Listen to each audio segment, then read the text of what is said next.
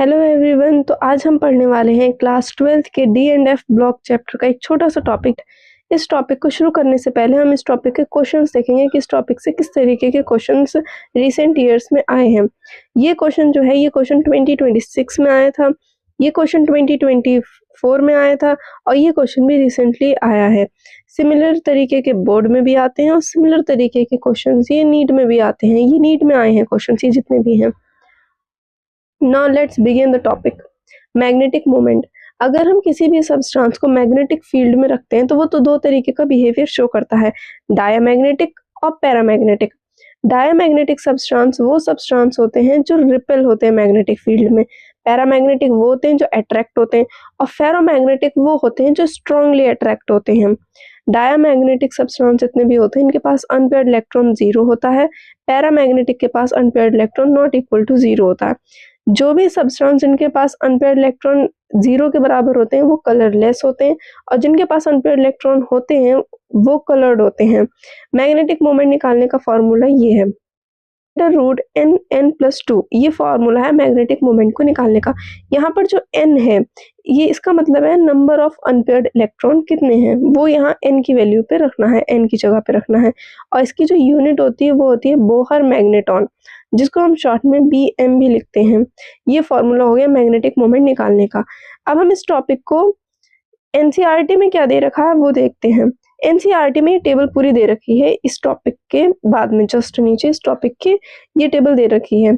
अब हम इस टॉपिक इसमें जितने भी एग्जांपल्स दे रखे हैं हम इनको 1 बाय 1 लेंगे और देखेंगे इनका किस तरीके से इनका मैग्नेटिक मोमेंट निकाला है। और मैं इसकी एक शॉर्ट ट्रिक भी आपको बताऊंगी कि किस तरीके से इसको बहुत जल्दी निकाल सकते हैं कि किसका मैग्नेटिक मोमेंट क्या है। सबसे पहले हम एग्जांपल लेते हैं। स्कैंडियम+3 का एटॉमिक नंबर होता है 21। तो इसका जो कॉन्फ़िगरेशन अगर आप स्टार्टिंग से करेंगे तो आएगा 1s2 2s2, इस तरीके से जब आप करते जाएंगे तो लास्ट में इसका इलेक्ट्रॉनिक कॉन्फ़िगरेशन आएगा 4s2 3d1। ये इसका लास्ट में इलेक्ट्रॉनिक कॉन्फ़िगरेशन आएगा। तो इसमें अनपेयर्ड इलेक्ट्रॉन देखते हैं, लास्ट में आएगा 4s2 3d1। तो इसके पास 3 इलेक्ट्रॉन चले गए, मतलब पहले s से 2 इलेक्ट्रॉन जाएंगे फिर ये d वाला 1 इलेक्ट्रॉन चला जाएगा। तो इसके पास कोई भी अनपेयर्ड इलेक्ट्रॉन नहीं है और जब इसके पास कोई अनपेयर्ड इलेक्ट्रॉन नहीं है तो इसका मैग्नेटिक मोमेंट हो जाएगा 0। ठीक है। अब नेक्स्ट एग्जांपल आता है टाइटेनियम+3। टाइटेनियम+3 का एटॉमिक नंबर होता है 22। तो इसका लास्ट में इलेक्ट्रॉनिक कॉन्फ़िगरेशन आएगा 4s2 3d2। तो इसमें से हमें 3 इलेक्ट्रॉन निकालने क्योंकि ये +3 पे है, तो 2 इलेक्ट्रॉन पहले s के जाएंगे फिर 1 इलेक्ट्रॉन जाएगा d का, तो ये बचेगा लास्ट में 3d1। 4s0 3d1 ये लास्ट में बचेगा इलेक्ट्रॉनिक कॉन्फ़िगरेशन 3 इलेक्ट्रॉन निकालने के बाद। तो इसके पास अनपेयर्ड इलेक्ट्रॉन 1 है, तो जब हम इसमें फॉर्मूला लगाएंगे √n+2, तो जब हम इसको सॉल्व करेंगे तो 1+2, तो इसका आंसर निकल के आएगा 1 और ये हो जाएगा 3 अंडर रूट के अंदर, तो ये हो गया √3। तो √3 की वैल्यू होती है 1.73, तो ये इसका आंसर हो जाएगा। लेकिन इसको हम एक और इजी तरीके से सॉल्व कर सकते हैं, जैसे कि टाइटेनियम+3 के पास एक अनपेयर्ड इलेक्ट्रॉन था, तो इसका जो मैग्नेटिक मोमेंट आएगा वो आएगा 1 पॉइंट, मतलब जितने भी अनपेयर्ड इलेक्ट्रॉन होते हैं वो नंबर और साथ में 8 या फिर 7 इस तरीके से नंबर लिख दो। जैसे कि टाइटेनियम+3 के पास एक अनपेयर्ड इलेक्ट्रॉन होता तो उसका मैग्नेटिक मोमेंट हो गया 1.73। सिमिलरली क्रोमियम+2 के पास में होते हैं 4 अनपेयर्ड इलेक्ट्रॉन, तो उसके हो गया 4.9। मतलब जितने अनपेयर्ड इलेक्ट्रॉन है वो सिंपली नंबर लिखो और उसके बाद में 8 या फिर 9 इस तरीके से कोई भी नंबर लिख दो, 8 लिख दो 9 लिख दो और वो आपका मैग्नेटिक मोमेंट हो जाएगा। सिमिलरली अब हम मैंगनीज का देखते हैं। मैंगनीज का दे रखा है, मैंगनीज +2 पे दे रखा है, तो मैंगनीज का एटॉमिक नंबर होता है 25। तो इसका इलेक्ट्रॉनिक कॉन्फ़िगरेशन होता है लास्ट में 4s1 4s2 3d5। ये उसका होता है इलेक्ट्रॉनिक कॉन्फ़िगरेशन लास्ट का। इसमें से 2 इलेक्ट्रॉन्स हमें निकालने, मतलब ये 2 इलेक्ट्रॉन निकल जाएंगे, तो इसके पास अनपेयर्ड इलेक्ट्रॉन कितने हो गए 5 अनपेयर्ड इलेक्ट्रॉन है, तो इसका कितना हो जाएगा मैंने कैसे बताया, सेम वो नंबर लिखना है जितने अनपेयर्ड इलेक्ट्रॉन आएंगे और आगे 8 या फिर 9 ऐसे कोई भी नंबर लिख देना, वही उसका मैग्नेटिक मोमेंट हो जाएगा। मतलब सेम एग्जैक्टली वो नंबर और उसके जितने फिर उसके बाद 8 या फिर 9 लिख देना, वो आपका मैग्नेटिक मोमेंट हो जाएगा। सिमिलरली देखो मैंगनीज +2 दे रखा है, तो इसका हो गया 5.92। और एग्जांपल ले लेते हैं, जैसे कि कॉपर प्लस 2 ले लेते हैं। कॉपर प्लस 2 है तो इसका इलेक्ट्रॉनिक कॉन्फ़िगरेशन हो जाएगा 4s1 3d10 होता है इसका इलेक्ट्रॉनिक कॉन्फ़िगरेशन। एक इलेक्ट्रॉन जंप करके डी में चला जाता है। तो अब इसमें 2 इलेक्ट्रॉन निकालने हैं, तो एक इलेक्ट्रॉन तो ये हो गया और एक इलेक्ट्रॉन यहाँ से जाएगा, मतलब ये हो जाएगा लास्ट में 3d9। अब इसका इलेक्ट्रॉनिक कॉन्फ़िगरेशन करते हैं। डी में 5 डब्बे होते हैं तो 5 इलेक्ट्रॉन्स जाएंगे एक बार में, तो 1 2 3 4 5 5 हो गए। अब पेयरिंग करते हैं, 9 इलेक्ट्रॉन टोटल जाएंगे, ये हो गए 6 7 8 9, मतलब एक अनपेयर्ड इलेक्ट्रॉन है कॉपर के पास। तो अगर एक अनपेयर्ड इलेक्ट्रॉन है तो 1.8 लिख दो, 1.7 लिख दो, इस तरीके से लिख दो, मतलब 1 और पॉइंट के बाद कोई भी 7 8 9 कोई भी नंबर लिख दो, वही आ जाएगा इसका मैग्नेटिक मोमेंट। तो इसका देखो 1.73 आ रहा है। सिमिलरली अगर आप जिंक प्लस 2 का करेंगे तो उसमें अनपेयर्ड इलेक्ट्रॉन 0 आ जाएगा, क्योंकि उसका इलेक्ट्रॉनिक कॉन्फ़िगरेशन लास्ट में हो जाएगा, होता है 4s2 3d10 होता है।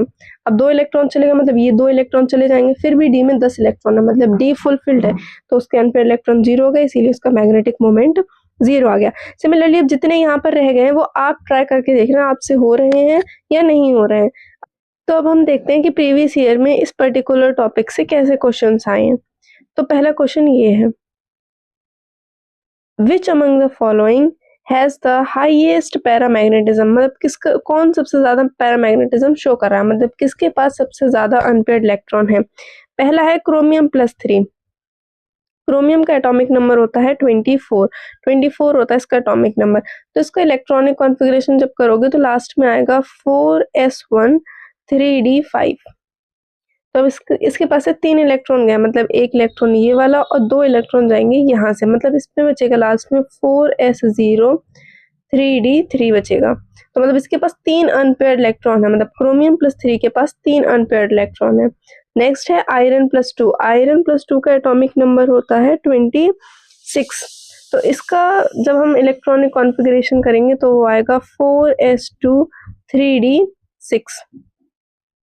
तो जब हम इसमें अनपेयर्ड इलेक्ट्रॉन देखेंगे तो 2 इलेक्ट्रॉन निकालना है, मतलब 4s2 3d6 में से 2 इलेक्ट्रॉन ये चले जाएंगे, तो अभी रह गए डी में 6 इलेक्ट्रॉन। तो एक बार में 5 इलेक्ट्रॉन जाते हैं डी में और ये है 6। तो इसका इलेक्ट्रॉनिक जब हम इलेक्ट्रॉन्स को फिल करेंगे तो वो आएगा 1 2 3 4 5। तो ये 5 इलेक्ट्रॉन जाते हैं डी में, फिर 6th इलेक्ट्रॉन आ जाएगा, यहाँ पर पेयरिंग हो जाएगी। तो इसके पास अनपेयर्ड इलेक्ट्रॉन हो गए 4। तो मतलब आयरन प्लस 2 के पास है 4 अनपेयर्ड इलेक्ट्रॉन और क्रोमियम प्लस 3 के पास थे 3 अनपेयर्ड इलेक्ट्रॉन। अब देखते हैं मैंगनीज प्लस 2 के पास कितने अनपेयर्ड इलेक्ट्रॉन हैं। मैंगनीज का होता है एटॉमिक नंबर 25। तो इसका इलेक्ट्रॉनिक कॉन्फ़िगरेशन हो जाएगा 4s2 3d5। तो इसके पास से 2 इलेक्ट्रॉन जाएंगे, तो ये s से 2 इलेक्ट्रॉन चले जाएंगे, डी में 5 इलेक्ट्रॉन रहेगा, मतलब इसके पास 5 अनपेयर्ड इलेक्ट्रॉन है। उसके बाद नेक्स्ट आता है निकल प्लस 2। निकल का एटॉमिक नंबर होता है 28। तो इसका इलेक्ट्रॉनिक कॉन्फ़िगरेशन होगा 4s2 3d8। तो अब जब हम इसमें से 2 इलेक्ट्रॉन जाएंगे, मतलब ये 2 इलेक्ट्रॉन चले जाएंगे और इसके पास ये 8 इलेक्ट्रॉन है, तो डी में पहले तो 5 जाएंगे, 1 2 3 4 5 और टोटल है 8, तो 6 7 8, मतलब 2 अनपेयर्ड इलेक्ट्रॉन निकल के पास हैं।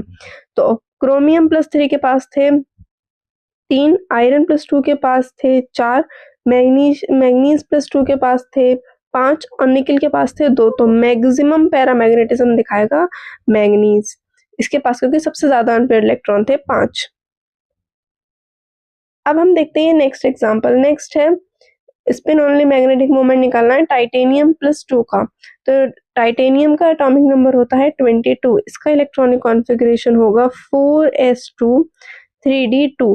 2 इलेक्ट्रॉन चले जाएंगे क्योंकि प्लस 2 के ऊपर है, तो 2 s से 2 इलेक्ट्रॉन चले जाएंगे और डी के पास 2 अनपेयर्ड इलेक्ट्रॉन है। तो जैसे मैंने बताया था बिल्कुल वैसे ही 2 अनपेयर्ड इलेक्ट्रॉन है तो 2 लिखेंगे और उसके बाद हम लिख देंगे 8 या फिर 7 या फिर 9, इनमें से कोई भी नंबर लिख देंगे, तो वो उसका मैग्नेटिक मोमेंट हो जाएगा। और यहाँ सिर्फ एक ही एग्जांपल है जिसमें 2 दे रखा है, तो यही इसका आंसर हो जाएगा। अब ये थर्ड क्वेश्चन है, इस थर्ड क्वेश्चन का आंसर आपको कमेंट में बताना है कि इसका आंसर क्या होगा। तो I hope you like the video. अगर आपको और वीडियोस ऐसे ही चाहिए, शॉर्ट वीडियोस पर्टिकुलर टॉपिक्स की, तो आप कमेंट में वो टॉपिक बता सकते हैं। Till then take care, bye.